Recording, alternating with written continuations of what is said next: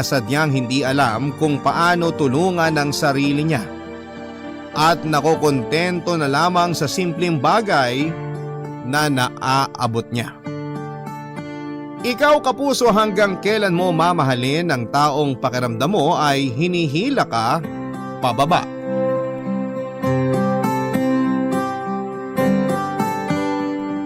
Dear Papa Dudut, kumusta po kayo sa araw na ito at sana po ay nasa mabuting kalusugan kayo, pati na ang mga kabarangay na nakikinig ngayon.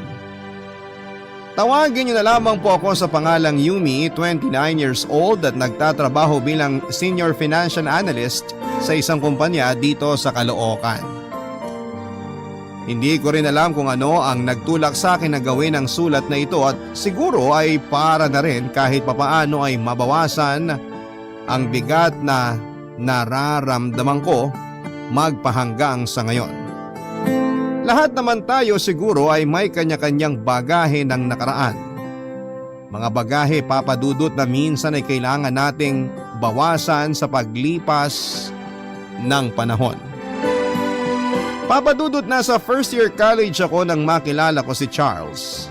Mabait siya, gwapo at talaga namang lingunin ng mga babae. Akala ko pa nga noon ay pinagtitripan niya lamang ako nang sabihin niyang liligawan niya ako. Kasi sino ba naman ako noong college kami? Isang hamak na scholar na hindi masyadong mahilig mag-ayos ng sarili. Pero pinakita naman sa akin ni Charles na seryoso siya sa panliligaw niya. Sinasamahan niya ako sa paggawa ng mga school projects. Kapag naunang matapos ang klase niya ay hinihintay niya ako para sabay kaming makauwi. Nagpakilala din siya sa mga magulang ko bilang manliligaw ko at kung ano-ano pang bagay para lamang ipakita niya na seryoso siya sa akin. Hanggang sa tuluyan na nga ring mahulog ang loob ko sa kanya. At bago kami dumating sa second semester ng second year ay naging boyfriend ko na nga si Charles, Papa Dudut.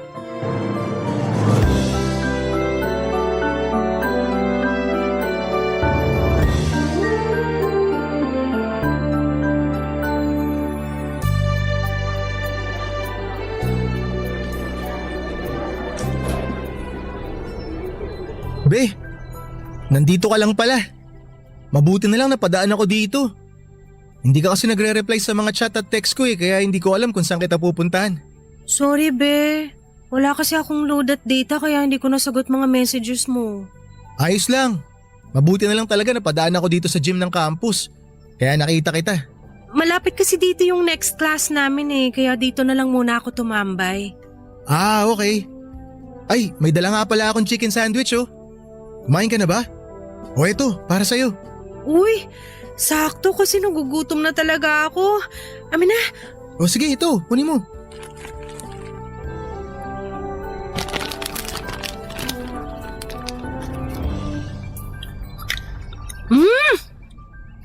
Ang sarap nito, be. Nagustuhan mo? Oo, sobra. Lalo na, gutom ako ngayon. Mabuti naman kasi si mama gumawa ng chicken spread na yan Sasabihin ko sa kanya na nasarapan ka sa gawa niya. Ay, eto pala may bottled iced coffee ako dito. Buksan ko na baka mabulunan ka pa sa kinakain mo O eto. Sige, be. Painom na rin ako. Dahan-dahan lang. Mamaya matapunan ng kape ang uniform mo Ang sarap. Thank you, be. Nabusog talaga ako. Wala yun. May isa pa akong chicken sandwich dito. Sa'yo na lang din to para may merienda ka mamaya. Salamat, ha. Ay, nga pala. Nakausap ko si Alisa kanina kasi hinahanap kita sa kanya. Nabanggit niya sa akin na hindi ka raw pumasok sa first subject niyo kaninang umaga.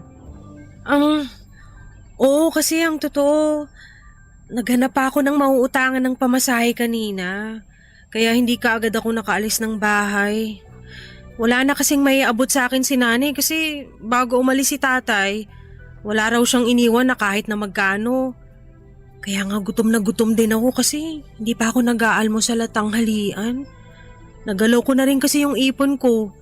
Yun yung ginamit ko na pamasahe nung nakaraang araw hanggang kahapon. Bakit naman hindi mo sa akin sinabi agad? Wala nga kasi akong load na pang text sa'yo, di ba? Pero magkasama tayo kahapon ah. Dapat nabanggit mo sa akin na ubos na yung ipon mo para napairam kita. Ang totoo, nahihiya na rin kasi ako sa'yo, be. Bakit ka naman mahihiya? Boyfriend mo ako. Ayun na nga eh. Girlfriend mo lang ako at hindi ibig sabihin nun, responsibilidad mo na ako. Ang dami mo na kayang napahiram na pera sa akin. Tapos palagi mo pa akong pinagdadala ng pagkain. Nahihiya na talaga ako sa'yo, be. Hindi naman ibig sabihin na mag-boyfriend-girlfriend pa lang tayo, hindi na natin responsibilidad ang isa't isa. Di ba nangako tayo na magtutulungan tayo sa lahat ng bagay? At ginagawa ko ang part ko bilang boyfriend mo. Nagigilty na rin kasi ako, be. Pakiramdam ko, ako na lang ang nakikinabang sa relasyon na to. Ako lang kasi ang palaging tumatanggap sa ating dalawa. Kasi ngayon, ikaw yung mas may kailangan. Alam ko naman na kung sakaling magbaliktad ang sitwasyon natin, ganito rin ang gagawin mo, di ba? Tutulungan mo rin ako gaya ng pagtulong ko sa'yo? Oo naman, syempre. O kita mo na? Kasi ganoon naman talaga ang isang relasyon. Kung sino ang mas nakakaangat, siya ang mas nagbibigay dapat. Kaya Yumi, hayaan mo na ako. Masaya ako na gawin ang responsibilidad ko bilang boyfriend mo.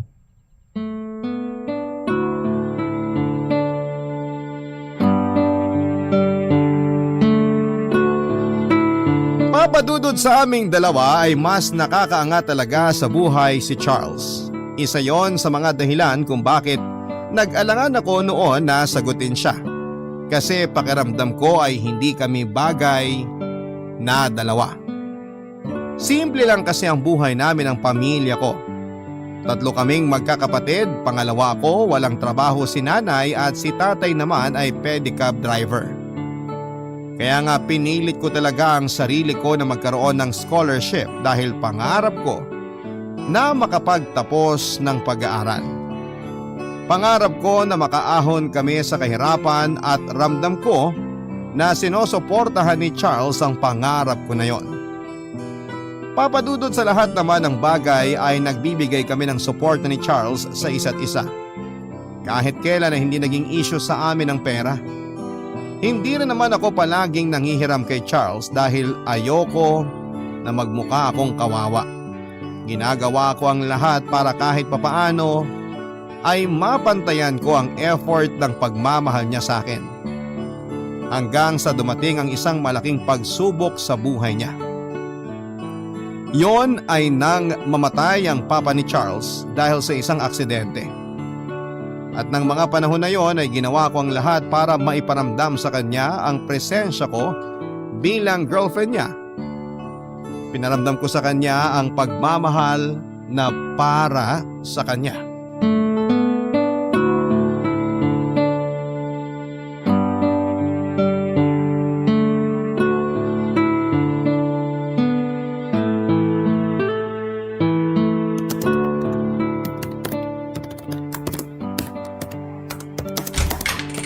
Be? Ikaw pala, be. Okay lang ba pumasok? Oo naman. Nandiyan ka na sa may pinto ng kwarto ko eh. Halika na. Pasok ka. Ito, may dala akong tray na may pagkain.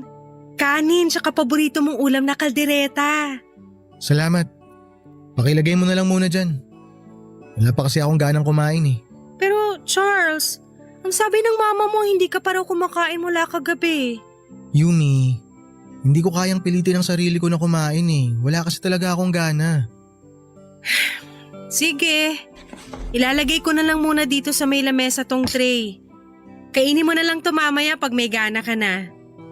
Paupo ko dito sa tabi mo ha. Sige lang, upo ka.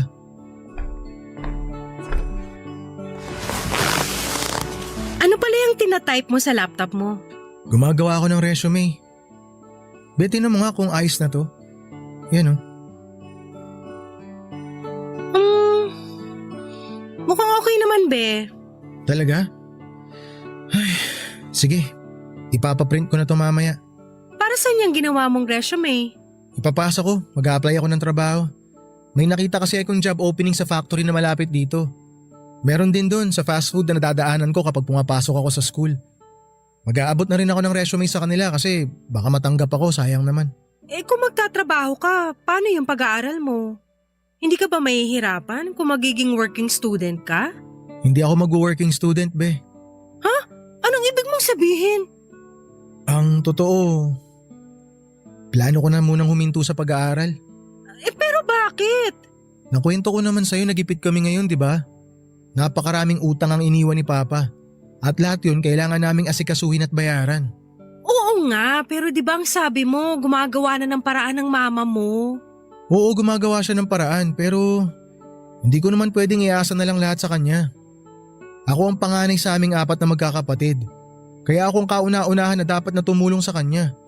Ito lang din ang nakikita kong paraan para mabawasan ang mga gastusin namin sa bahay. At mas makakatulong ako sa kanya kung hihinto ako sa pag-aaral. At kaya gusto ko makapagtrabaho para makapag-abot ako ng mga pambayad sa kung ano man dito sa bahay. Charles, baka naman pwede pa magbagong isip mo. Pwede ka naman maging working student. Alam ko na kaya mo yun. O kaya mag-apply ka ng scholarship kagaya ng ginagawa ko ngayon para makapag-aral ako. Yumi, kung magpapatuloy pa ako sa pag-aaral, dadagdag lang ako sa gastos. Yung pera na magagastos para sa allowance o sa tuition fee ko, ipandadagdag na lang namin sa pambayad sa mga utang na iniwan ni Papa. O kaya sa mga gastusin dito sa bahay. Alam mo naman na masyado pang bata yung mga kapatid ko para sila ang magtrabaho. Pero paano yung pangarap natin na sabay tayong magtatapos ng pag-aaral natin? Mauna ka na lang siguro na graduate. Kapag naman nakaluwag-luwag na kami, babalik din ako sa pag-aaral. Tatapusin ko rin. Pero sa ngayon, kailangan ko na munang tulungan si mama tsaka yung mga kapatid ko. Pero Charles, pwede rin naman… Yumi, buo na ang desisyon ko. At aasahan ko na makukuha ko ang suporta mo sa gagawin ko na to, be. Kailangan kita. Ikaw at ang pagmamahal mo. Kailangan kita para maging matatag ako sa mga gagawin ko na to. Papadudot, isa sa mga pangarap namin ni Charles na matupad ay yung sabay kaming makapagtapos ng kolehiyo at makapagmarcha sa stage. Kaya naman kinumbinsi ko siya na huwag ituloy ang plano niya na paghinto sa pag-aaral. Alam ko kasi kung gaano niya rin kagusto na matapos ang kursong kinuha niya. Kaya nga lang ay sadyang buo na ang desisyon niya ng mga oras na yon. Nang mailibing kasi ang papa niya ay nalaman niya na hindi updated ang pagbabayad nito sa insurance na para sa sarili kaya wala silang nakuha na benefits. Tapos may mga utang din na naiwan ng papa niya sa iba't ibang tao. At dumating sa point na kinailangan nilang ibenta ang kotse nila at motor niya para mabayaran ng ilan sa mga yon. Si Charles din po ang panganay na anak sa 4 na magkakapatid. Kaya siya ang nagsakripisyo para sa kanilang pamilya. Kahit nalulungkot ako ay sinabi ko na lamang na susuportahan ko kung ano man ang maging desisyon niya noon, Papa Dudut. Barangay Love Stories. Barangay Love Stories. Papadudot nang huminto sa pag-aaral si Charles ay kaagad naman siyang nakahanap ng trabahong mapapasukan. Naging room attendant siya sa isang kilalang motel at naging magkaiba na rin ang schedule namin kaya hindi na kami madalas na nagkikita. Panggabi kasi ang trabaho niya kaya tulog siya sa oras na gising ako. Swerte na rin yung makapag-date kami ng isang beses sa isang linggo dahil pareho kaming nagtitipid talaga noon. Pero hindi naman naging hadlang ang kaunting oras ng pagkikita at pagsasama namin para mas tumatag ang relasyon naming dalawa. Siguro kasi pareho kami na nasa point na ng pagseseryoso sa buhay ng panahon na yon. Kaya pati relasyon namin ay sineseryoso na rin namin, Papa Dudut. Hanggang sa makapagtapos na nga ako ng pag-aaral at magkaroon ng maayos na trabaho. Doon nagsimula na kahit papaano ay gumaan na ang buhay namin ng pamilya ko. Na medyo kabaligtaran naman ng pangyayari noon kina Charles, Papa Dudut.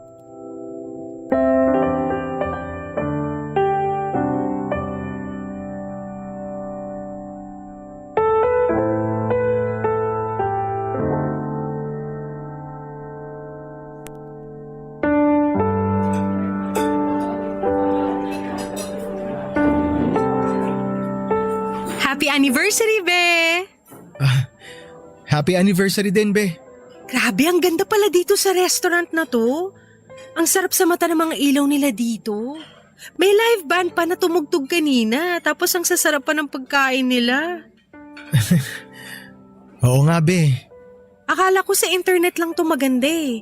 Kasi doon ko nakita ang tungkol sa garden restaurant na to. Pero sobrang romantic pala talaga ng dating. Feeling ko tuloy nasa K-drama tayo ngayon. Be, hindi ka ba nasarapan sa pagkain nila dito? Ha? Nasarapan ako. Masarap naman ang mga pagkain nila dito. Lalo na tong beef steak na in-order mo. Eh, bakit halos hindi mo pa nakakalahati ang beefsteak mo? Ito nga sa akin paubos na. Hindi Hindi mo gusto yung timpla ng sauce? O yung pagkakaluto nila? Pwede naman nating i-request na iluto ulit nila yan kung yun ang gusto mo.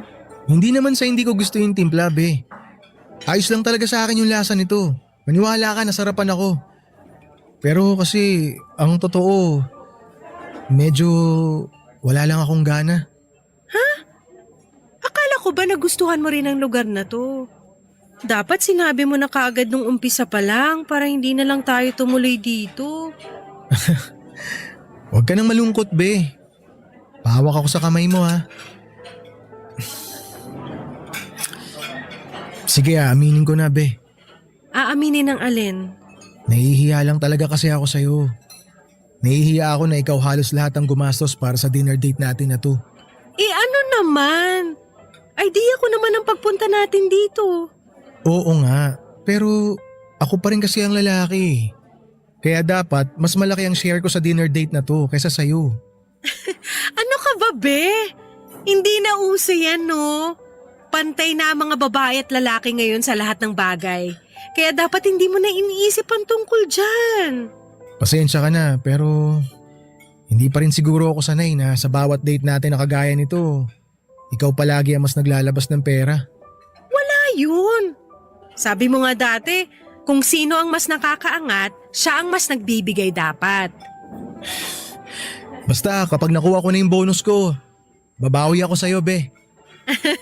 Aasahan ko yan, ha? Pero ngayon, i-enjoy muna natin tong beefsteak natin. Sige, be. Pero alam mo, naisip ko lang, bakit kaya hindi pa tayo magpakasal? Ha? Ang sabi ko, bakit hindi pa tayo magpakasal? Be, bakit naman biglang yan ang naisip mong topic na pag-usapan ngayon? Wala lang. Ang tagal na rin kasi nating magkarelasyon tapos pareho naman na tayong may maayos na trabaho. Kaya naisip ko na baka pwede na rin tayong magsimulang magplano ng para sa sarili nating pamilya. Pero marami pa tayo mga ibang plano na dapat gawin, di ba? Pareho tayo naghihintay ng promotion sa trabaho. Pareho nating gustong ipaayos ang bahay ng mga magulang natin. At kung ano-anong plano pa na hindi pa natin nasisimulang gawin. Kaya wag muna nating madaliin yung mga bagay-bagay. Alam mo, mabuti pa, umorder na ako ng dessert natin kasi parang naghahanap na ng matamis yung panlasa ko eh. Tatawag lang ako ng waiter, be. Papadudod halos 3 taon na akong nagtatrabaho noon at regular na rin sa kumpanya. Ganon din naman si Charles na kaagad ding naging regular sa pinagtatrabahuhan niya. Napagtapos ko na rin ang pag-aaral ang bunso kong kapatid kaya wala na akong masyadong mabigat na responsibilidad sa buhay. Hindi kagaya ni Charles na noon ay tumatayong breadwinner sa pamilya nila. Kaya kahit pareho na kaming nasa tamang edad ay may maayos na trabaho ay alam ko na hindi pa kami handang lumagay sa tahimik na buhay. Ayoko naman talagang sakta ng feelings ni Charles noon nang tanggihan ko ang alok niya ng pagpapakasal. Pero ayoko na pareho kaming mahirapan kapag tinanggap ko yon at isa pa, alam ko na sa aming dalawa ako ang pwedeng mas mahirapan dahil madadagdagan ng responsibilidad ko nang dahil sa pamilya niya. Hindi naman sa nagdadamot ako pero dapat kasi alam din ni Charles kung ano ang dapat niyang mas maging priority sa buhay niya, Papa Dudut.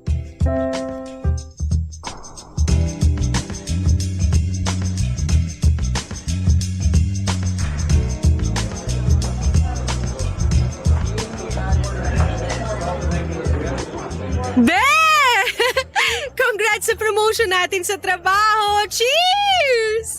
Cheers! Grabe! Halos sabay pa talaga tayong na-promote. Oo nga, be. Nakakatuwa. Congrats sa atin.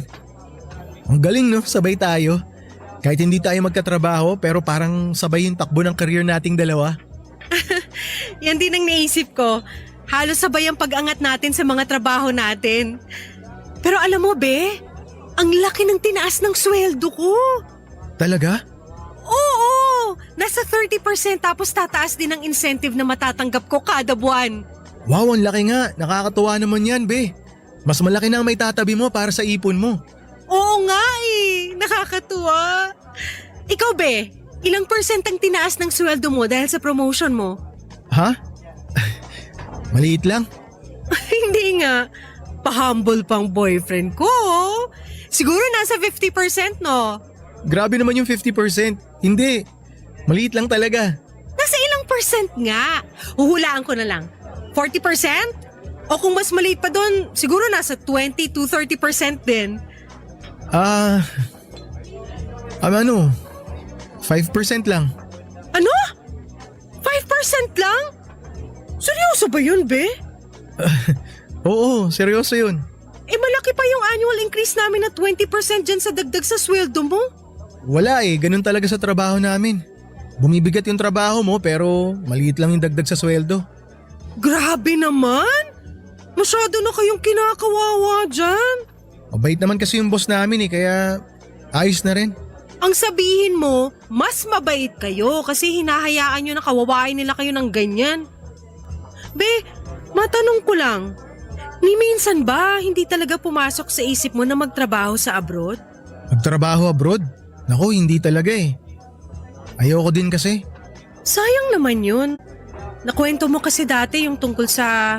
Yung pinsan mo na niyayaya ka magtrabaho sa ibang bansa, di ba? Tapos ang sabi mo pa, kaya kanyang tulungan na makaalis ka agad dito sa Pilipinas.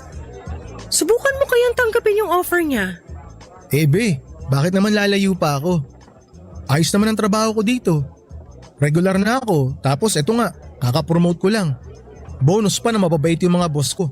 At ang pinakamaganda, malapit lang yung pinagtatrabahuhan ko sa bahay namin. Malapit din sa inyo. Kaya kita mo, hindi ako nahihirapan na puntahan ka. Nagigets ko naman ang point mo, pero sayang pa rin yung opportunity na makapagtrabaho ka sa abroad. Ang laki kaya ng kikitain mo na pera dun kaysa nandito ka lang sa Pilipinas. Mas pangihinayangan ko yung mga oras na mapapalayo ako kina mama. Lalo na sa'yo. Ilang araw nga lang na hindi kita makita tsaka mayakap. Sobrang namimiss na kita Ano pa kaya yung ilang buwan o kaya taon na mapapalayo ako sa'yo? Pero if ever naman, para rin sa future nating dalawa yung gagawin mo na yun. Kumbaga, konting sakripisyo lang para sa future nating dalawa, di ba? Kaya ko naman kasing kumita ng pera nang hindi ako lumalayo sa mga taong mahal ko Hindi nga lang ganun kalaki pero sapat na rin kahit papaano para makabuhay ng pamilya. Basta para sa akin, mas importante pa rin ang oras na makakasama ko ang mga taong mahal ko. Kesa sa marami nga akong pera na pwede kong kitain, nasa malayong lugar naman ako. Sa totoo lang, Papa Dudut, ay nagsisimula na ring lumiit ang tingin ko kay Charles ng mga panahon na yon. Para bang bigla na lamang naglaho yung Charles na una kong kilala. Yung boyfriend ko na mataas sa mga pangarap at maraming gustong marating sa buhay. Ni hindi na nga niya naaalala yung mga planong binuo namin noong sabay pa kaming nag-aaral sa kolehiyo. Na magkakaroon kami ng separate savings para sa mga luho namin at gusto naming gawin sa aming buhay. Na magta-travel kami sa iba't ibang sulok po ng Pilipinas at pagkatapos ay pati na rin sa ibang mga bansa. Nakakapag out of town naman kaming dalawa pero sobrang dalang lang, Papa Dudut. At madalas pa ako ang sumasagot sa mga gastos na hindi ko naman ginagawang issue dahil mas malaki nga ang sinasahod ko sa kanya. Pero sa tuwing yayayain ko siya na magbakasyon ulit kami, madalas na siyang tumatanggi at sinasabi niya na dagdag gastos lamang daw yon. Kumain na lang daw kami sa mumurahin pero masarap na kainan. Kesa gumastos ng malaki sa mga biyahe, na gusto ko. Siyempre, wala naman akong magagawa kung hindi ang pumayag na lamang sa gusto niya kaysa magtalo pa kaming dalawa. Nang mga panahon na yon, Papa Dudut. Barangay Love Stories. Barangay Love Stories. Papadudot na kwento sa akin ni Charles noon na may pinsan siyang nagtatrabaho sa Brunei at pwede siyang tulungan na makapagtrabaho din doon. Nung una ay hindi ko gusto ang ideya na yon kasi ayokong magkalayo kaming dalawa. Pero kalaunan ay ako na rin ang kumukumbinse sa kanya na tanggapin ang alok na yon ng kanyang pinsan. Kaya nga lang, wala raw talaga sa isipan niya ang magtrabaho sa malayo dahil ayaw niya akong maiwanan at ayaw niya ring malayo sa pamilya niya. Dinagdag niya na ayos naman daw kahit papaano ang kinikita niya sa trabaho tapos ay regular pa siya. Doon ko na nga nasimulang maramdaman na parang may mali na sa relasyon naming dalawa, Papa Dudut, na parang hindi na ako masaya habang tumatagal. Unti-unti ko na ring hindi nakikita si Charles bilang lalaki na gusto kong makasama sa habang buhay. Lalo na at nararamdaman ko na para bang nakokontento na siya sa simpleng buhay na meron siya. Okay lang sa kanya kahit halos napag-iwanan na siya ng mga tao sa paligid niya. At wala na siyang balak na mag-effort pa para makahabol, Papa Dudut.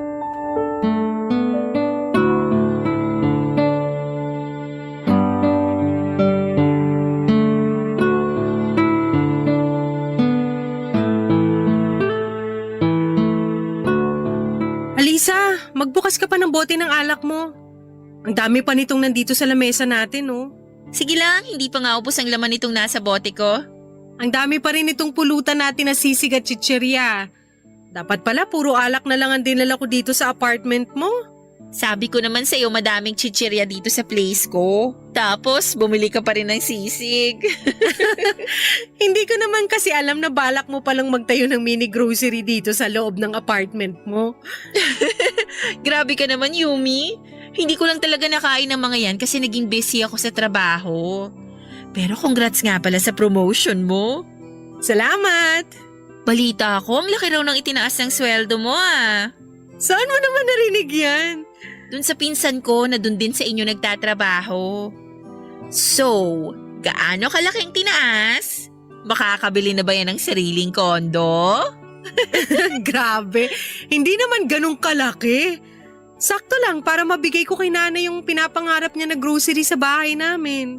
Nice! Tuloy-tuloy na talaga yung pag-asenso nyo. Sana nga kasi ayoko na rin bumalik sa buhay namin dati. Alam mo yun, yung palagi kami nagtitipid sa bahay. Ayoko na ng ganong setup. Sa bagay, may point ka. Sino ba naman ang may gustong makontento sa ganung buhay, di ba? Si Charles. Anong sinabi mo? Wala. Hindi, sigurado ako na may binanggit ka na pangalan. Parang Charles yung narinig ko eh. Yung boyfriend mo ba yung binanggit mo? Wala nga akong binanggit. Huwag ka na nga mag-deny, Yumi. Aminin mo na sa akin ang totoo. Siya ang dahilan kung bakit bigla kang nagyaya na uminom dito sa place ko, di ba? So, may problema ba kayong dalawa? Sige na nga, magkukwento na ako. Wala naman talaga akong problema. Baka ako lang talaga yung gumagawa ng issue sa relasyon namin. Bakit mo naman nasabi yan? Naisip ko lang na baka masyado nang mataas yung ambisyon ko sa buhay. Dapat nakukontento na ako sa kung anong meron ako ngayon. Alam mo, Yumi, hindi naman kita masisisi kasi nga nakita ko kung gaano mo pinaghirapan na igapang ang pag-aaral mo. Alam ko kung gaano mo kagusto na umahon sa mahirap na buhay niyo dati at ginagawa mo lang ang lahat para hindi na kayo bumalik doon. Pero teka, babalik ako. Ano namang kinalaman nun kay Charles? Habang tumatagal kasi, parang hindi ko na nakikita ang sarili ko na siya ang kasama ko na bumuo ng pamilya. Ibig sabihin, hindi mo na siya mahal? Mahal ko pa rin siya. Kaya lang kasi hindi ko na nagugustuhan yung mindset niya. Alam mo yun, yung kontento na siya sa buhay na meron siya ngayon. Okay lang kahit napag-iwanan na siya ng mga taong kasabayan niya lang mag-aral dati. Pinagtsatsagaan niya yung maliit na sinusweldo niya sa bulok na motel kung saan siya nagtatrabaho. Tapos nung nakaraan lang, niyaya niya pa akong magpakasal. Anong sagot mo? Tinanggap mo? Siyempre hindi. Kasi pag nagpakasal kami at nagkaroon ng mga anak, ano na lang ipapakain niya sa amin? Sa bahay pa nga lang nila, halos maubos na palaging sinusweldo niya tapos dadagdag pa ako. Alisa, kagaya nga ng sabi ko kanina, ayoko nang bumalik sa buhay namin dati. At malakas ang pakiramdam ko na kapag kami ni Charles na nagkatuluyan, mararanasan ko na naman ang buhay ng isang kahig, isang tuka na matagal ko nang iniwanan.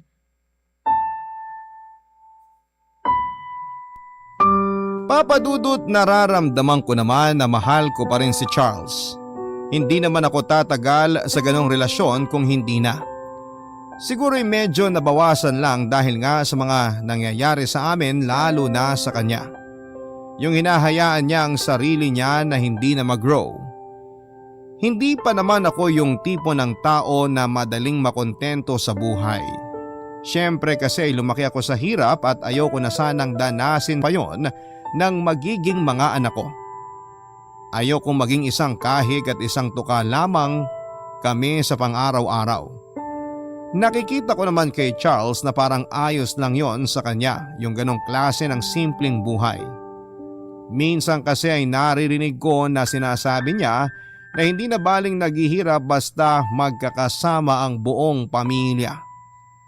At yon ang pinakaayokong sinasabi niya talaga. Papa Dudut, hindi ganon kadaling tapatin si Charles at sabihin sa harap niya na hindi ko gusto ang ganong mindset niya. Na dapat kung gusto niya talaga na magsimula na kami ng bagong pamilya ay simulan niya na yung baguhin. Dahil hindi ako tatagal sa isang pamilya kung mararanasan ko lang din ang buhay na pilit kong inalisa noon. Kaya naman sobrang nagulo ang isipan ko. Mabuti na lamang at nagbakasyon si Charles sa Tuguegarao kasi 50th wedding anniversary ng lolo at lola niya. Kaya naman kinailangan nilang umuwi ng pamilya niya doon. At sa ilang araw na magkahiwalay kami, doon Papa Dudut ay mas marami akong na-realize.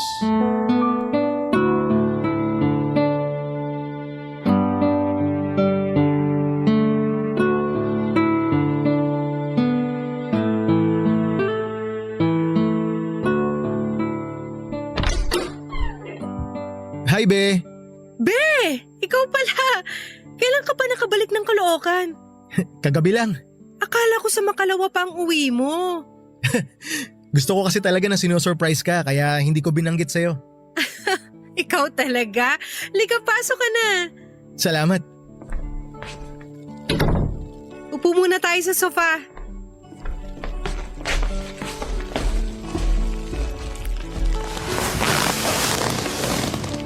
Gusto mo ba ng maiinom?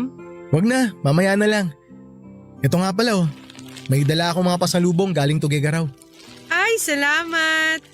Parang ang dami naman itong dala mong pasalubong, be. Naku, konti lang to. Timpladong suka para kay tita. Carabao beef longganisa para kay tito. Ito naman peanut candy bar para sa mga kapatid mo. At para sa'yo, ito naman paborito mong chicharabaw. Oh,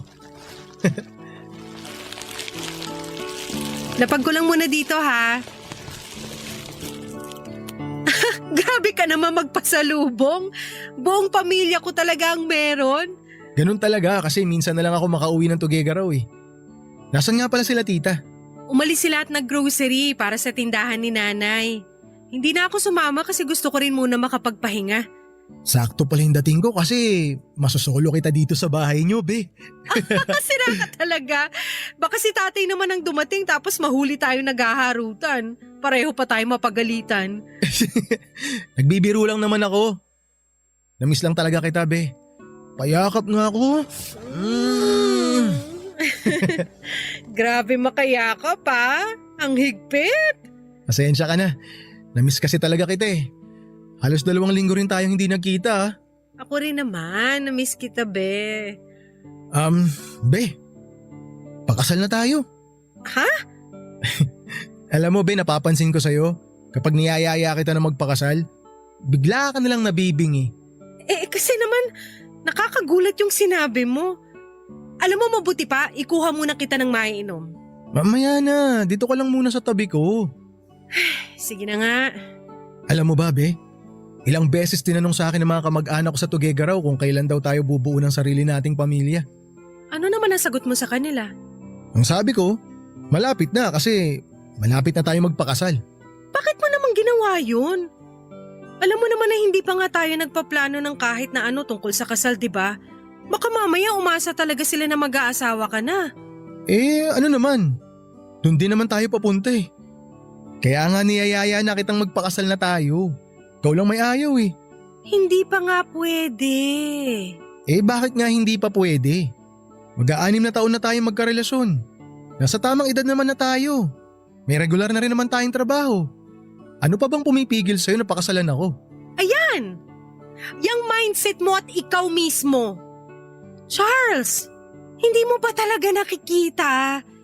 Hindi na okay ang relasyon na to at habang tumatagal hindi na ako nagiging masaya sa'yo. Lalo na dyan sa mga plano mo sa buhay mo. Nakukontento ka na sa kung anong meron ka lang ngayon. Ha? Anong sinasabi mo? Okay naman tayo, di ba? Akala ko okay lang sa'yo yung trabaho ko. Natuwa ka pa nga kasi halos sabay tayo na-promote eh, di ba? Sabay nga tayong na-promote pero hindi mo man lang ba nare-realize na halos wala pa sa kalahati ng sweldo kung sinusweldo mo? Be, huwag mo naman sanang maliitin yung trabaho ko.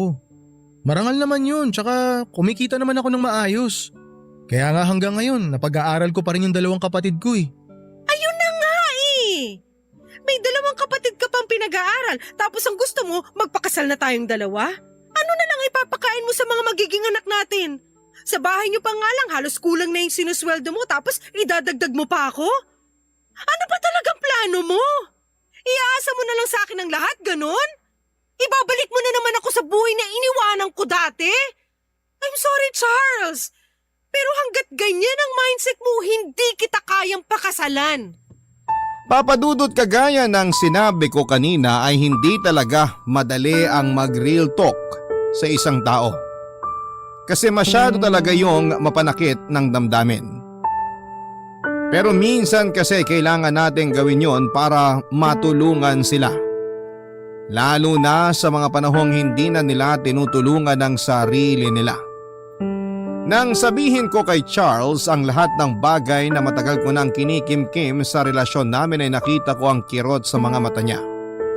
At sa maniwala kayo at sa hindi ay nasaktan din po ako sa mga salitang binitawan ko. Pero yun kasi ang katotohanan. Yun ang mga bagay na dapat malaman ni Charles tungkol sa relasyon namin at sa sarili niya. Papadudot, na uwi nga sa pagtatapos ng relasyon ang naging pagtatalo namin ni Charles. May ilang beses na pumunta pa siya sa bahay para kausapin ako at pakiusapan na muling ayusin ang relasyon naming dalawa. Kaya nga lang nang panahon na yon ay buo na ang desisyon ko na bitawan siya. Kasi alam ko na hanggat nakadepende siya sa akin ay hindi niya matututunan na tulungan ang sarili niya. Gusto kong ma-realize niya noon na hindi po pwedeng sa aming dalawa lang umiikot ang mundo. Hindi rin po pwedeng isabay niya ako sa responsibilidad niya sa pamilya niya. Hindi ako nagdadamot pero gusto ko lang talaga na ma-realize ni Charles kung dapat mas tulungan niya ang sarili niya na umangat. At sa paraan na yon ay baka pwede na niyang pagsabay-sabayin na gampanan ng mga responsibilidad na gusto niyang akuin. Ang pamilya niya, ako, at ang magiging sariling pamilya sana namin. Pero hanggat hindi niya naiisip ang mga bagay na dapat niyang isakripisyo, mananatili siyang napag-iwanan ng panahon at mga taong nasa paligid niya. Papadudot, pagkatapos ng ilang panunuyo ay tuluyan na ring sumuko si Charles at bumitaw na rin. Hindi ko na siya naramdaman pa noon dahil blinak na niya ako sa lahat ng mga social media. Hindi ko po siya masisisi kasi baka paraan niya yon para makapag-move on sa akin. Kaya nga lang, ako naman yung nagsimulang parang hindi makausad dahil nami-miss ko siya pati na ang presensya niya sa buhay ko. At nang mag-decide ako na kausapin siya para subukan na makipagbalikan sa kanya pagkalipas ng halos 1 taon ay naging huli na ang lahat dahil nakaalis na pala siya papunta sa Brunei para magtrabaho. Papadudot nakaramdam po ako ng lungkot at pagsisisi noon dahil alam ko na ako ang dahilan kung bakit kami naghiwalay. Pero ngayon na mahigit 4 na taon na ang nakakalipas, wala na ang lungkot dito sa puso ko. Nakarating kasi sa akin ang balita na maganda na ang buhay ni Charles doon sa Brunei kasama ang kanyang asawa at mga anak. At least kahit papaano ay may magandang naidulot sa kanya ang masasakit na sinabi ko sa kanya. Pati na rin ang pagtapos ng aming relasyon. May pagsisisi pa rin akong nararamdaman pero baka hanggang doon na lamang talaga ang kwento naming dalawa. Dito ko na rin po siguro tatapusin itong sulat ko dahil medyo naiiyak na ako, Papa Dudut. Aaminin ko na hanggang ngayon ay mahal ko pa rin po si Charles.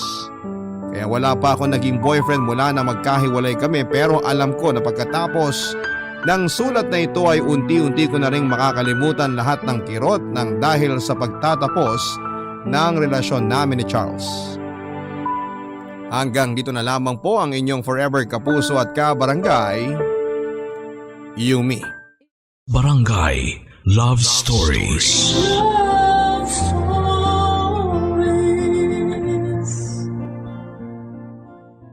Barangay LS 97.1. 97.1.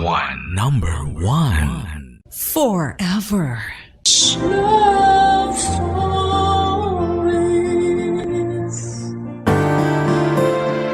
Kapag may gusto ang isang tao ay gagawin niya ang lahat para makuha lamang ito. Pero minsan ay may mga bagay na hindi na dapat ipinaglalaban at wala na rin saysay na ipanalo pa. Ikaw, kabarangay, ano ang handa mong gawin makuha mo lamang ang bagay na iyong gusto?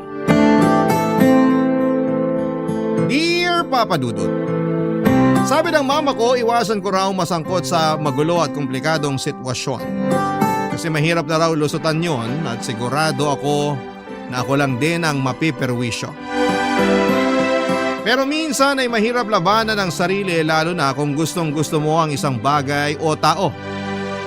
Kahit na alam mong pangit sa paningin ng iba ay gagawin mo pa rin. At yan ang napagnaanan ko sa kwento na gusto kong ibahagi sa inyong programa na Barangay Love Stories. Pero bago ako mag-umpisa, itago nyo na lang po muna ang pangalan ko sa pangalang Martus. Kaka 31 ko lamang nitong August at taga Mandaluyong. Nagtatrabaho ko sa isang BPO company at wala pang sariling pamilya.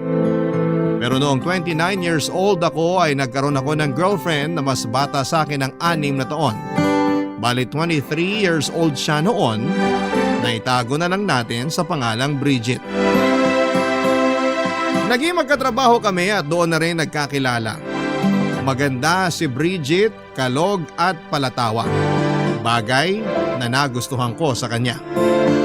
Pero sa kabila ng lahat ay nag-alangan pa rin po ako na i-pursue yung feelings ko sa kanya. Dahil nga sa age gap namin, Papa Dudut.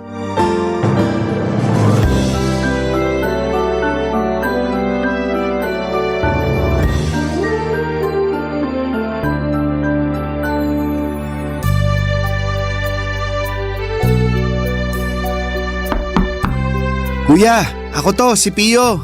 Pasok ka, bukas yung pinto. Sige, salamat. May kailangan ka ba? Wala naman. Pero napansin ko kasi na kanina ka pa nandito sa kwarto mo. May problema ba doon? Rest day ko naman ngayong araw, di ba? Wala naman. At alam ko namang rest day mo. Baka nasanay lang ako na lagi kang lumalabas tuwing ganitong araw. Alam mo na, para makipag-date. Mag-happy-happy. Ang tagal na nun, bro. Parang kaedad mo pa ako eh. Ilang taon ka na nga ba ulit? 25. Ayun, so bale 4 years ago pa yun. Tsaka may girlfriend pa ako nun.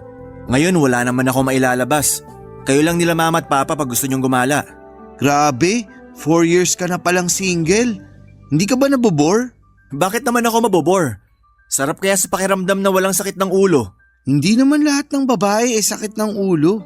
Hindi ko naman nila lahat. Tsaka wala akong sinabing sakit sila ng ulo, no? Ang punto ko rito yung pakikipagrelasyon mismo. Kung ganyan tingin mo sa pakikipagrelasyon, ibig sabihin, hindi ka pa nakaka-move on sa ex mo na nang iwan sa'yo dahil nabuntis ng ibang lalaki. Tama ba? Bakit naman siya napasok sa usapan? Happily married na yung tao. Alam ko, pero alam ko rin na nasaktan ka talaga ng husto dahil sa nangyari. Kahit naman ako, galit pa rin sa ex mong yun. Ang tagal-tagal nyo na, kasal na lang kulang sa inyo pero hindi ka pa niya nahintay. Hindi rin naman siya sigurado kung may hinihintay siya noong mga panahong yun. Anong ibig mong sabihin? Hindi pa kasi ako handang magkaroon ng sariling pamilya. 25 pa lang kami noon. Para sa akin, bata pa yon. At gusto ko pang i-enjoy yung mga panahong kami pa lang yung magkasama. Kaso gusto na niya magkaanak kami. Ilang beses kong sinabi na ayoko pa. Kaya siguro naghanap siya ng iba. Talaga? Hindi ko alam yan ah. Bakit ngayon mo lang sinabi? Hindi ko pa kasi matanggap na may kasalanan rin ako noon. Galit na galit pa naman ako sa kanya. Sinisi ko rin siya pero kung naging handa lang sana ako, hindi siya maghahanap ng ibang lalaki. Hindi niya ako iiwanan. Mahirap naman kasing pilitan na maging handa ka. At least, honest ka na ayaw mo pa. Siguro, hindi lang talaga kayo yung itinadana sa isa't isa. Bakit ba napunta sa aming dalawa yung usapan? Alam nga namang sa aming dalawa. Kayo yung mag-ex, di ba? Ex na nga, di ba? Past is past. Huwag na nating pag-usapan kasi tapos na yon. Pero wala ka pa ba talagang nagugustuhan? Ha? Kung wala ka pa ba akong nagugustuhan? Actually, meron na. Sabi na eh. Pero komplikado kasi… Pamilyado. Naku, lagot ka kay na mama at papa. Sira! Patapusin mo muna ako, pwede? Sorry na, na-excite lang. Sige na, dali. Bakit komplikado? Kasi katrabaho ko siya at mas bata siya sa akin. Gaano ka bata? 23 years old. Bale, 6 years age gap namin. Grabe ka naman. Yung iba nga dyan, more than 6 years, ayos lang. Walang problema. Saka adult na yung 23 ha. Hindi na yun alagaing bata o menor de edad. Yung tungkol naman dyan sa trabaho nyo, uso naman yan eh. Make sure lang na hindi maaapektuhan ng love life nyo yung mismong trabaho nyo. Kasi diyan ka sasabit. Sa bagay, marami nga dun lantaran pa yung pakikipagrelasyon. Wala namang sinasabi ang management. Basta hindi ka lang papatol sa may asawa. Walang problema dun. May kasabihan nga na age doesn't matter, di ba? Oo. Saka ngayon ka na lang ulit nagkagusto sa isang tao. 4 na taon ka ng single. Malay mo, siya na pala yung the one. Tapos pinalagpas mo lang kasi natatakot ka o nag-aalinlangan ka. Wala naman ako nakikitang problema. Papadudot doon ko na-realize na tama naman ang mga sinabi ng kapatid kong si Pio. Ang tagal na rin simula nung huling beses ako nagkaroon ng girlfriend. Na-trauma kasi ako sa ex ko kaya umiwas muna ako sa pakikipagrelasyon.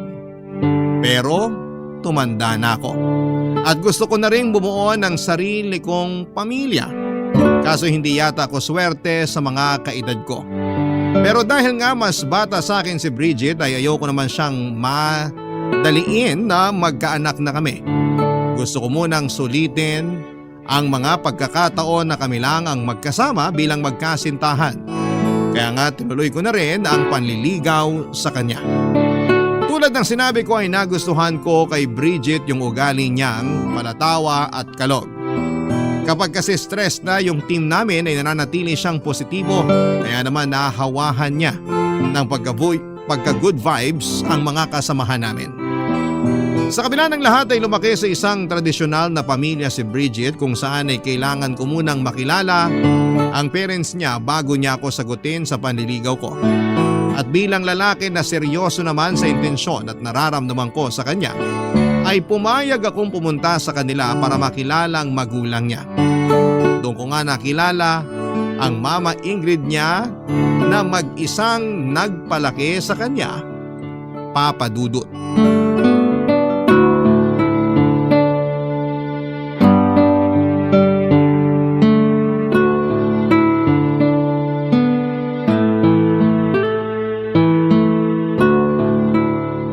Ilang taon ka na nga ulit, Martos? 29 po. Ganun ba? Hindi halata sa itsura mo ha. Salamat po. Sabi sa'yo, ma, mukhang bata pa rin si Martus eh. Hindi naman ako tutol kahit na ano pang itsura niya anak. Lalo na kung gusto mo at mahal mo yung isang tao. Pero syempre, kailangan makilala ko muna kung sino yun. Salamat po. The best talaga kayo. Ikaw ba Martos? Wala ka pang asawa? Di ba sinabi ko na po na single siya? Gusto ko pa rin kumpirmahin sa kanya mismo, no? Nako, wala po akong asawa. Eh anak, Wala rin po. jowa, Yung anak niyo po, kung sasagutin niya ako. Hoy, baka makurot ako ni mama ah. kukurutin talaga kita ang harot-harot mo. Sorry na po, si Martus kasi. Pasensya ka na kung ganito ako magtanong. Ayoko lang kasi mapunta sa maling lalaki tong unika iha ko. Alam mo kasi, nag-iisang anak ko yan sa pagkadalaga. Kaya mahal na mahal ko yan. Nakwento nga po ni Bridget na kahit wala siyang papa, sapat na raw po yung pagmamahal na galing sa inyo. Oo, kasi binuhos ko talaga sa kanya lahat-lahat ng pagmamahal ng dalawang magulang kahit na nag-iisa ko. Kaya nga mahal na mahal ko si mama kasi never na rin siya nag-boyfriend o nag-asawa. Talagang nakafocus na lang siya sa pagpapalaki niya sa akin. Ganun ba? Nakakabilib naman yun. Nung pinanganak ko kasi si Bridget, 17 years old pa lang ako. Wala pa akong alam sa pagiging nanay. Tapos hindi pa ako pinanagutan nung nakabuntis sa akin. Hindi ko na rin hinabol. Baka tumanda ako ng maaga. Hinayaan ko na lang at sinabi ko sa sarili ko na gagawin ko lahat, mapalaki lang ng maayos yung anak ko. Hindi na rin ako nag-boyfriend o nag-asawa kasi natatakot ako na baka mangyari sa kanya yung mga napanood ko noon sa balita. Yun bang ginagawa ng masama ng mga stepfather yung anak-anakan nilang babae? Ayokong mangyari yun kay Bridget. Mas kakayanin ko pang mabuhay ng walang lalaki kesa mawala o mapahamak ang anak ko. Hindi naman po lahat ng lalaki, ganun. Saka malaki na ako. Anong ibig mong sabihin? Naisip ko lang na pag nagkaasawa ako o nagkaroon kami ng pamilya ni Martus, bubukod na kami tapos maiiwan na lang kayong mag-isa dito sa bahay. Kaya baka panahon na para tumanggap kayo ng manliligaw para makasama niyo pagtanda. Kasasabi ko lang na kaya kong mabuhay ng walang lalaki. Saka ayoko na magkaanak. Tanda-tanda ko na para magbuntis at mag-alaga ng bata, no? Grabe naman sa matanda. Hindi nga po halata sa itsura niyo. Bakit ba napunta sa akin yung usapan? Di ba dapat tungkol to sa inyo ni Martos? Ayaw nga po, no? Okay lang po yun. Naaaliw naman akong panoorin yung pagbabangayan nyo. O siya, basta ipangako mo lang sa akin na hinding-hindi mo sasaktan, lolokohin o paiiyakin ng anak ko. Kasi pag nangyari yon, ako talagang makakalaban mo. Nagkakaintindihan ba tayo? Opo tita, pinapangako ko po na mamahalin ko si Bridget. Hindi ko siya paiiyakin o lolokohin at aalagaan ko po siya. Dahil sa mga sinabi mo na panatag na ako na nasa mabuting lalaki ang anak ko. Naman eh. Bakit ba? Siyempre anak kita at mahal kita. Walang ina ang gustong mapahamak ang anak niya. Papadudot, hindi halatang nasa 40 years old na ang nanay ng girlfriend ko dahil maganda pa rin ito at mukhang bata. Sa unang tingin ay akalain mong magkapatid lamang sila. Hindi rin ito makalumang tao o yung bang old-fashioned, lalo na sa pananamit at pagsasalita. Kaya nga nakampante ako lalo na nang ipaliwanag ko naman sa kanya ng mabuti ang intensyon at nararamdaman ko para sa anak niya. Masaya rin si Bridget na makitang panatag ako sa mama niya. Nagpatuloy ang sandali na yon na puno ng kwentuhan at nagtapos yon na masakit ang pangako dahil sa kakatawa. Nakakaaliw kasi si Tita Ingrid kapag nagkikwento siya ay sinasamahan niya pa ng aksyon para daw damang-dama. Lalo tuloy akong natatawa at natutuwa. Bago matapos ang gabing yon ay nagpasalamat sa akin si Tita dahil sa wakas ay meron na raw matinong manliligaw ang anak niya. Nakwento kasi niya na puro na lang daw isip bata ang mga ipinapakilalang lalaki sa kanya ni Bridget. Kaya medyo alanganin siya nung umpisa. Pero ngayon na nakilala niya ako ay mukhang nakampante na si Tita sa akin. Barangay Love Stories. Barangay Love Stories. Papadudot ng sumunod na araw ay sinagot na ako ni Bridget, kaya naman masayang masaya ako. Lagi na rin akong pumupunta sa bahay nila dahil ini-invite ako ni Tita Ingrid. Gusto raw niya ako na makaklose, lalo na at kasintahan ko na ang anak niya. Wala namang problema sa akin kasi hindi naman siya masungit at hindi rin intimidating. Sa katunayan ay masaya ako at excited kapag pumupunta sa kanila. Kitang-kita ko kasi ang tiwala at approval niya sa relasyon namin ng kanyang anak. Mabilis na lumipas ang 2 buwan ay lalo kong nakilala ang ugali ni Bridget. Nandun pa rin naman ang mga bagay na nagustuhan ko sa kanya tulad ng pagiging positibo, masayahin at kalog. Pero na-realize ko na napaka-energetic niya at extrovert. Samantalang ako ay introvert kaya aminado ako na may mga pagkakataon na hindi ko matapatan ang energy niya. May mga bagay kasi siyang gustong gawin na hindi ko naman gusto papadudot. Halimbawa, yung lumabas kasama ang mga kaibigan niya na hindi ko naman kaedad. Pinagbigyan ko na siya 1 beses pero namihasa naman siya. Magkaiba ang description namin ng fun kasi may mga bagay din akong gusto na ayaw din naman niya papadudot.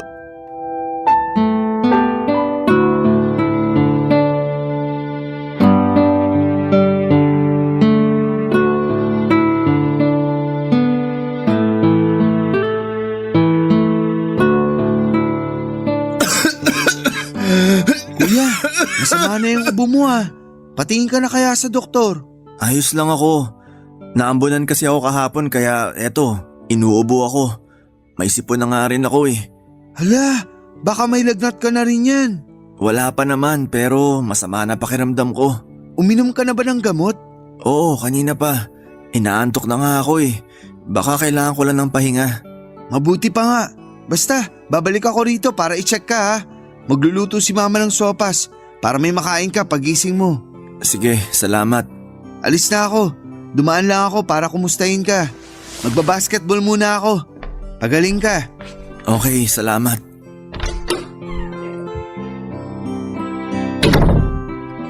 Ay, makatulog nga muna. Bakit kaya tumatawag si Bridget? Hello? Hello, bebe ko? Di ba sabi ko wag mo akong tawagin ng ganyan? Ikaw naman, ang KJ mo eh. Ang cute-cute kaya ng bebe ko. Anong gusto mo? Lovey-dovey? Mas lalong ayoko. Ganyan ba talaga ang matatanda? Parang walang katamis-tamis sa katawan? Okay na sa akin yung mahal. Ayoko nun, masyadong common. Sige, bahala ka na. Salamat, bebe ko. Ay, may ba tayo? Tumawag na ako kasi di ka sumasagot sa text and chats ko eh. Akala ko ba nasa inyo ka lang? Oo nga. Masama lang pakiramdam ko kaya di ko kayang mag-phone.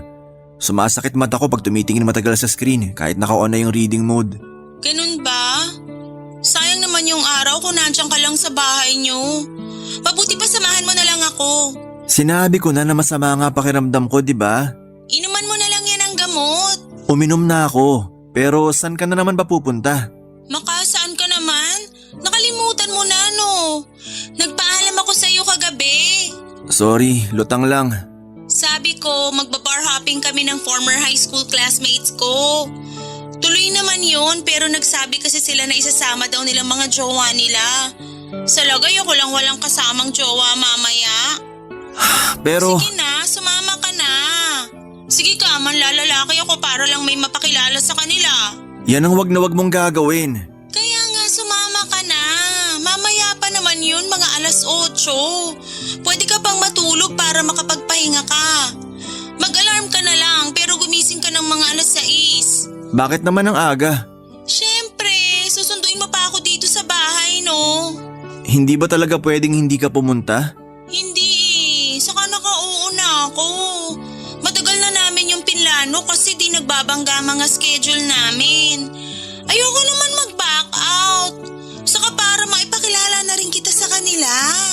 Hindi ko pa ba sila nakilala? Ang dami ko na kasing minute na mga kaibigan at dating kaklase mo.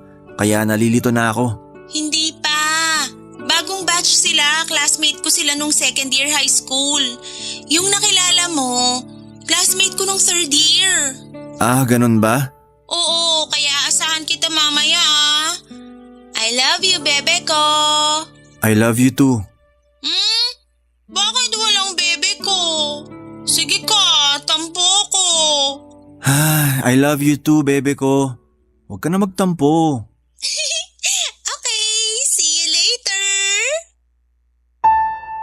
Papadudot mukhang seryoso si Bridget nang sabihin niya sa aking manlalalaki na lamang siya kapag hindi ko siya sinamahan sa bar hopping nila. Natakot ako at naisip ko na mabuti na rin na nandun ako para mabantayan ko siya. Kaya nga kahit masama ang pakiramdam ko ng araw na yon ay sumang-ayon na lamang ako sa gusto ng girlfriend ko. Turns out na nagpakalasing siya ng gabing yon at ako ang naging bantay niya. Antok na ako noon pero nilabanan ko dahil kailangan ko pa siyang intindihin. Ayaw pa nga magpaawat ni Bridget sa pag-inom ng gabing yon. Kung todo sayaw din siya sa dance floor at ako na lang ang nahiya sa mga pinaggagawa niya. Nainis din ako kasi pinagpipiestahan siya ng mga kalalakihan habang kumikembot na may kasama pang patuwad-tuwad. Kaya nga kahit na naggalit na siya sa akin at kamuntik na kaming mag-away, ay inawat ko na siya at niyayang umuwi na sa kanila. Sa bahay nila ay alalang-alala na naghihintay ang mama niya. Magkatulong kami ng mama ni Bridget na ipasok siya sa kwarto niya at ihiga sa kama, papadudot.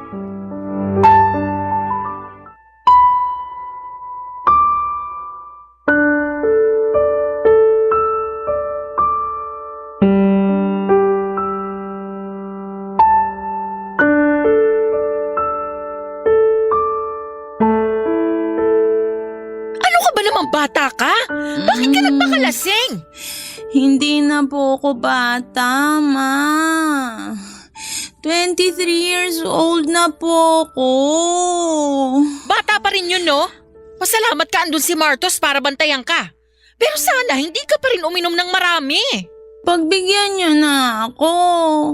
Minsan lang naman kami magkita-kita ng mga high school classmate ko eh. Ang akin lang naman, paano kung mapahama ka dahil dyan sa kalasingan mo tapos… Kasama ko naman po si Martus. Siya po nag-alaga sa akin, kaya huwag na kayong mag-alala. Safe na safe po ko na nakauwi dito sa bahay. Hindi ka na nahiya sa boyfriend mo? Bakit naman po ako mahihiya? Isabi niyo nga po, boyfriend ko naman. Kahit na. Ano na lang ang sasabihin niya sa'yo? Nalasinggera ka? Hindi kita pinalaki ng ganyan. Huwag na po kayo masyadong magalit. Sige kayo, baka tumaas yung presyon nyo. Bukas nyo na lang po ako sermonan. Inaantok na ako. Ay! Ewan ko sa'yo! Mukhang tulog na po yata si Bridget, tita. Oo nga eh. Marami ba talaga ang nainom niya? Medyo po. Ayaw pa nga niya magpaawat eh. Inaaway pa ako pero sabi ko umuwi na kami dahil baka nag-aalala na rin kayo. Nag-aalala na talaga ako kasi anong oras na oh? Tapos hindi man lang nagtitext sa akin. Yung huling text nung nakarating na kayo doon. Tapos wala na. Sorry po tita. Hindi na rin ako nakapag-text sa inyo kasi sumasakit ulo ko pag matagal nakatutok sa screen ng cellphone. Tapos binabantayan ko na rin si Bridget nung nagsimula na siyang magpakalasing. Ayos lang yon. Hindi mo naman responsibilidad na i-update ako. Responsibilidad yon ng anak ko kasi nanay niya ako. Saka kahit paano kampante naman ako dahil kasama ka niya. Buti nga po sumama ako kahit na masama yung pakiramdam ko. Mahirap na, baka mapano pa si Bridget. Anong sabi mo? Masama ang pakiramdam mo? Opo. Hawakan ko nga ang noo mo. Pakiramdaman ko kung may lagnat ka. Sige po. Naku, mainit ka nga. Sorry po, labas na lang po muna ako. Doon ka lang sa sala. Huwag ka na munang umuwi kasi baka mapano ka pa. Nakakahiya naman po. Sa akin ka pa talaga mahihiya. Para namang ibang tao ka pa, boyfriend ka ng anak ko. Saka 2:00 na ng madaling araw. Alanganing oras na yan. Dito ka na lang matulog. Doon ka sa sofa. Malapad naman yun at saka malambot. Sigurado po ba kayo? Kasi pwede naman ako mag-book ng sasakyan. Oo, sigurado ako. Huwag ka na mag-book. Baka wala rin namang dumating. Ang gawin mo, magsabi ka na lang sa mga magulang mo o sa kapatid mo na dito ka na muna makikitulog sa amin para naman hindi sila masyadong mag-alala. Sige po, salamat po. Ako nga ang dapat magpasalamat kasi ligtas mong naihatid sa bahay tong anak ko. Sana wag kang magsawa sa kanya kasi hindi naman yan ganyan kapasaway. Baka naimpluwensyahan lang ng mga barkada kaya medyo tumitigas ang ulo. Pero pagsasabihan ko na lang siya pag nahimasmasan na. Nakikinig naman yan sa akin. O sige na, pumunta ka na dun sa sofa. Dadalhan na lang kita ng unan sa kakumot. Aasikasuhin ko lang muna si Bridget tapos pupuntahan na kita doon. Okay po. Salamat po ulit. Walang anuman. O siya, mauna ka na ron. Susunod ako doon sa sala. Papa Dudut, hindi maganda o gaga sa pagpapasalamat sa akin si Tita Ingrid dahil ligtas kong naihatid sa bahay nila ang anak niya. Masaya naman ako kasi alam kong nagampanan ko ang pagiging boyfriend ko kay Bridget. Pero dahil sa mga nangyari, lalong sumama ang pakiramdam ko ng gabing yon. Bagay na napansin naman ni Tita, kaya hindi na niya ako pinauwi pa. Sa halip ay pinagpahinga na lamang niya ako at pinatulog sa sofa nila sa sala. Pagkatapos niyang asikasuhin ang anak niya ay ako naman ang inasikaso niya. Binigyan ako ng gamot ni Tita Ingrid pagkatapos kong kainin ang niluto niyang mainit-init na sabaw. Pinagalitan pa nga niya ako kasi pinabayaan ko raw ang sarili ko. Pero nabanggit ko sa kanya na umaga pa lamang ay masama na ang pakiramdam ko at napasama lamang dahil sa paglabas namin ni Bridget. Kahit na hindi ko naman sinisisi ang girlfriend ko ay malaking factor pa rin ang pamimilit at pangungonsensya niyang samahan ko siya dahil may gagawin siyang hindi maganda pag hindi ko siya sinamahan. Mabuti sana kung hindi niya alam pero sinabi ko rin naman sa kanya na masama nga ang pakiramdam ko. Kaya si Tita Ingrid na lamang ang humingi ng dispensa sa ginawa ng kanyang anak, Papa Dudut. Barangay Love Stories. Barangay Love Stories. Papa Dudut, bago ako natulog ng gabing yon ay mukha ni Tita Ingrid ang huling nakita ko. At mukha rin niya ang unang bumungad sa akin paggising ko. Naramdaman ko rin ang malamig niyang palad na sinasalat ang noo ko kaya nagtulog-tulugan muna ako at hinintay na matapos siya. Buti hindi niya napansin na gising na talaga ako ng mga oras na yon. Nang masigurado niyang buwaba ng lagnat ko ay masaya siyang pumunta sa kusina para magluto ng almusal namin. Bumangon na rin naman ako pagkalipas ng ilang minuto. Nauna na kaming kumain ni Tita Ingrid kasi masarap pa ang tulog ni Bridget. Nangako siya sa akin na sisermonan niya ang girlfriend ko pagising. Pero sinabi kong huwag na lamang. Kasi siguradong masakit pa ang ulo noon, baka sumakit din pati ang tenga. Nagkatawanan na lamang kami ng mama niya bago pinagpatuloy ang pag-aalmusal. Bago ako umalis sa bahay nila, Papa Dudut, ay nagising na si Bridget. Pero hindi ko siya nakausap ng matino dahil lutang pa siya at may hangover. Kaya ang nangyari, natulog na lamang siya ulit pagkatapos ko siyang pakainin. Nang sumunod na araw ay hindi man lang nagsorry sa akin si Bridget sa pagsama niya sa akin kahit na masama ang pakiramdam ko. O magpasalamat man lang dahil naihatid ko siya ng ligtas sa bahay nila. Mabilis na lumipas ang 3 buwan habang lalo kong nakikilala ang girlfriend ko ay unti-unti kong nare-realize na hindi pala talaga kami compatible sa isa't isa.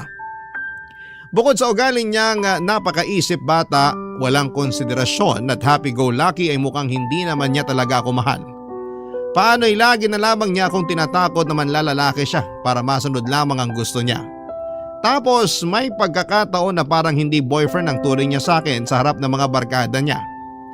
Mas madalas ay alalay o utosan at hindi ko na yon nagugustuhan pa, Papa Dudut.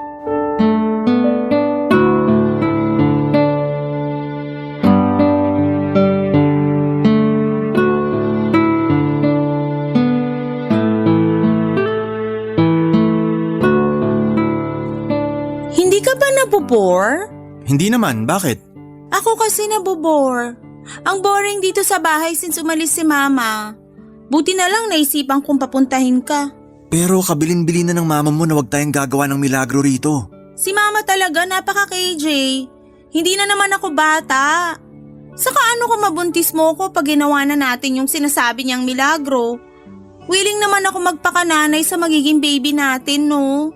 Mas mabuti pa rin na sundin mo yung mama mo kasi alam niya ang tama at mali. Kung makapagsalita ka naman. Bakit? Ayaw mo pa bang magka-baby tayo?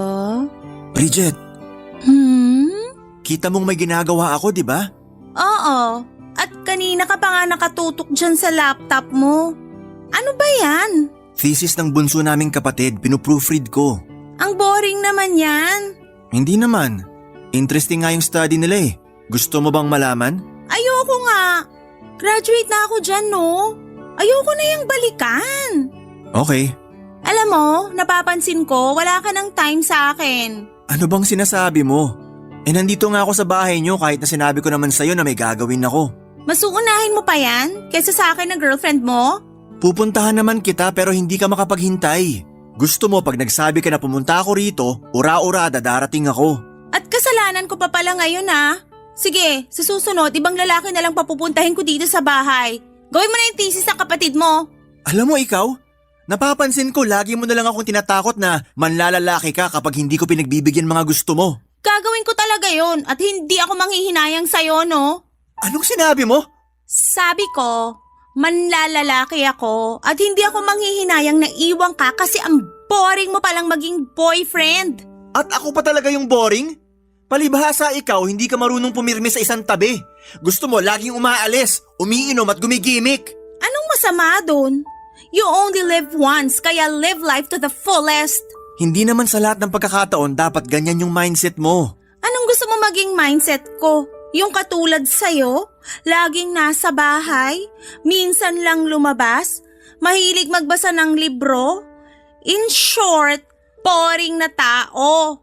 Nung una pa lang naman alam mo na ganyan yung personality ko. Pinilit ko naman mag-adjust simula nung maging girlfriend kita.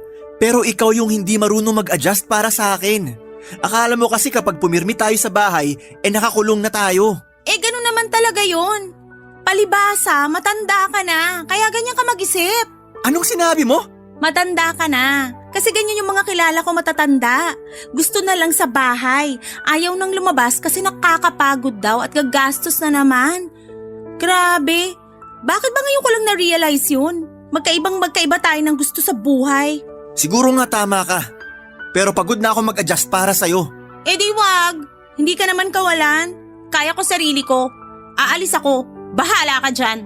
Saan ka naman pupunta? Wala ka na doon. Total ayaw mo naman ako samahan. Diyan ka na lang sa thesis ng kapatid mo hanggang mamuti mata mo. Papadudot umalis si Bridget ng bahay nila at hindi ko alam kung saan siya nagpunta. Hinayaan ko na lamang siya dahil baka kailangan namin ng space sa isa't isa.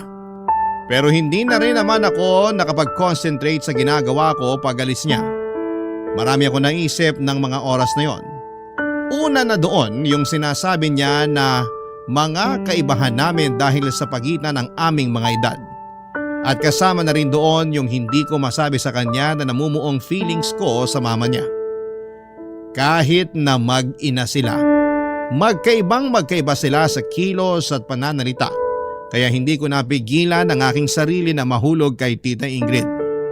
Malumanay kasi itong magsalita, maalaga at hindi ako itinuturing na alalay. Noong una ay pinigilan kong lumalim ang nararamdaman ko para sa mama niya. Kasi alam kong mali yun pero nakita ko na lamang ang sarili ko na gusto ko na si Tita Ingrid ng higit pa kay Bridget na siyang girlfriend ko. Pero hindi ako tanga para aminin yon sa kanya noong nagkaroon kami ng mainit-init na pagtatalo. Pagkatapos noon ay humingi ako ng cool off kay Bridget dahil gusto ko munang makahinga sa relasyon namin. Posible kasing napapagod lamang ako o naguguluhan sa nararamdaman ko. Wala namang ginawang kakaiba si Tita Ingrid para ako magkagusto sa kanya. Kaya alam ko na ako lang ang may issue rito. Baka nga ako lang talaga yung may gusto sa kanya at anak lang ang turing niya sa akin. Dahil sa mga nangyari, Ilang araw akong nag-work from home pero ang totoo ay iniiwasan ko lamang talagang makita si Bridget. At napansin na nga ng kapatid kong si Pio na may pinagdadaanan ako, Papa Dudut.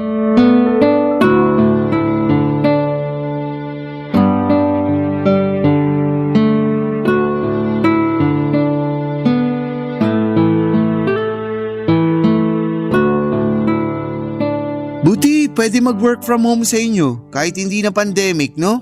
Hindi naman mahigpit sa amin. Tsaka basta nagagampanan mo yung trabaho mo ng maayos, walang kaso kahit nasaang lupalop ka pa nagtatrabaho. Naks naman! Lipat na lang ako sa inyo, kuya. Change career na ako. Sira. Joke lang. Yung totoo, pumunta talaga ako rito sa kwarto mo para makipagkwentuhan since tapos na naman duty mo. Kilala kita. Hindi mo lang basta gustong makipagkwentuhan. Sige na, ano ba talagang kailangan mo? Hindi naman kita uutangan eh. Hindi ko naman naisip yon. Masyado kang mapanghusga. Siyempre.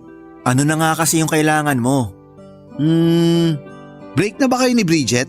Hindi pa. Hindi pa. Bakit parang alanganin naman yung sagot mo? Hindi pa kami break. Pero humingi ako ng cool off. Cool off? Ipapunta na rin yun sa breakup. Unofficial pa nga lang. Mukhang tama ka nga. Hindi ko na kasi alam kung paano pa magsisimula ulit sa relasyon namin. Ano ba kasing nangyari? May ginawa ba siya sa'yo? Bukod dun sa mga nakwento ko na ugali ni Bridget, wala naman na. So far, hindi pa niya tinutuloy yung panlalalaki niya. Talaga? Baka naman magaling lang siyang magtago.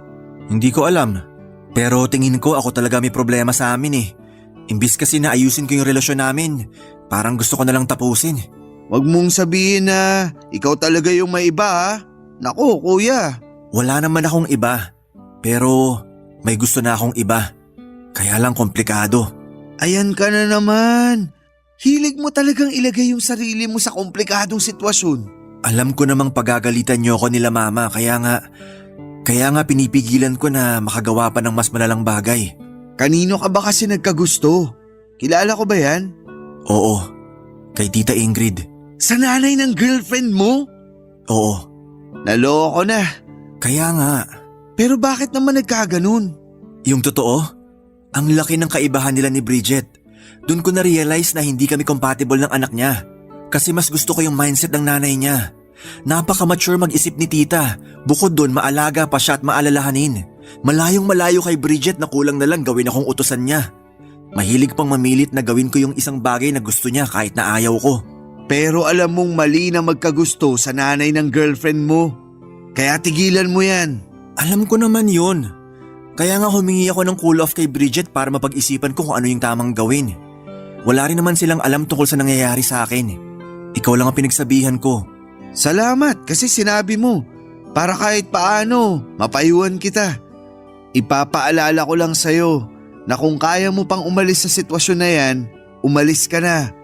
Huwag ka nang sumugal kasi alam mong matatalo ka lang. Saka magulo yan. Huwag mong sirain yung relasyon ni Bridget sa mama niya. Huwag mo silang pag-awaying mag-ina. Ayoko rin naman mangyari yon kasi mahal na mahal nilang isa't isa. Kaya nga ikaw na lang yung lumayo. Yun yung tama na pwede mong gawin. Tungkol naman kay Bridget, mag-usap kayo. Sabihin mo sa kanya yung nararamdaman mo. Aminin mo na hindi mo na siya mahal. Tapos maghiwalay na kayo. Kalimutan mo na rin yung mama niya. Wag mo nang kakausapin si Tita Ingrid kahit na siya pa yung mag-insist sa'yo. Kasi pag ginawa mo yun, baka lalo mong mailagay yung sarili mo sa mas komplikado pang sitwasyon. Tandaan mo yung kabilin-bilinan sa atin ni Mama. Wag nating ilalagay ang sarili natin sa komplikadong sitwasyon dahil tayo lang din yung mahihirapan. Minsan, may mga feelings na hindi na dapat pinipursue. Papa Dudut, pagkatapos ng usapan namin yon ni Pio ay aaminin kong naliwanagan ako sa tama at dapat kong gawin. Bigla ko naalala ang payo sa amin ni Mama tungkol sa huwag naming ilagay ang sarili namin sa komplikado at alanganing sitwasyon. Kaya nga matapos pa ang isang buong araw na pag-iisip ay nakapagdesisyon na akong tuluyan ng hiwalayan si Bridget. Alam ko rin kasi na hindi na rin mag-workout ang relasyon namin dahil magkaiba kami. At alam din niya yon kaya pumayag na lamang siya. Pagkalipas ng 1 linggo ay nakita ko sila na noong kaidaran niyang lalaki na taga-kabilang department. At makalipas nga ang 6 na buwan ay nag-resign na siya sa pinagtatrabahuhan namin matapos mabuntis. Sa kasalukuyan ay masaya naman ako at contented sa buhay kahit na single ako. Wala akong pinagsisisihan, Papa Dudut, sa desisyon kong tapusin ang relasyon namin ni Bridget at hindi i-pursue ang nararamdaman ko sa mama niya. Alam ko kasi na posible kong masira ang relasyon nilang mag-ina at ayoko namang gawin yon sa kanila, Papa Dudut. Kaya nga masasabi ko na proud ako sa sarili ko dahil nagawa kong umusad nang walang nasasaktang ibang tao. At kung sakali naman na pagkalooban ako ng panibagong pagkakataon na magmahal muli, hiling ko sa Diyos na gabayan at tulungan kami upang mas maging matatag ang relasyon namin. Hanggang dito na lamang po ang sulat ko, Papa Dudut, at sana po ay mapili po ninyong i-ere sa Barangay Love Stories. Umaasa po ako na kinapulutan po ito ng aral at inspirasyon ng mga kabarangay natin. God bless po and more power sa Barangay LS. Ang inyong forever kapuso at kabarangay, Martus. Barangay Love Stories. Barangay Love Stories. Anong say mo sa Barangay Love Stories na ito? Pagkwentuhan natin sa comment section yan. Nagustuhan ng iyong napakinggan? Ituloy yan via live stream sa www.gmanetwork.com/radio. Barangay LS 97.1 forever.